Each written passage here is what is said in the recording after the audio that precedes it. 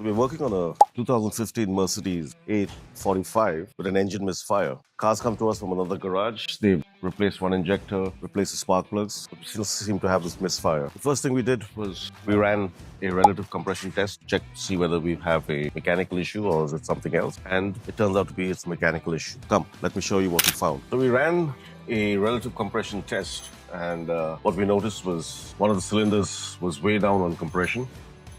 Now we have cylinder 1 being monitored over here at the ignition strike, and as you can see, we've got, according to the firing order, the 1, 3, 4, which was showing us also on the diagnostics number 4 was having a problem.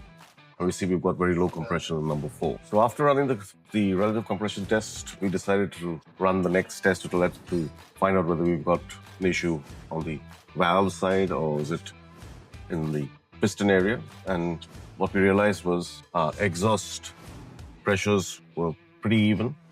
No issue on the exhaust side. On the intake vacuum, what we noticed, we had a huge problem on one of the cylinders where we see an uneven balance. So thanks to Picoscope, we were able to figure out that we have an issue on cylinder number 4. It's a mechanical issue. And we have it on the intake side. So on opening or removing the valve covers, here's what we found with the rocker around. So cylinder number 4 on the intake side. So here at Motorbike, it's all about testing and not guessing, thus helping our customers have most economical repairs with minimum part replacement.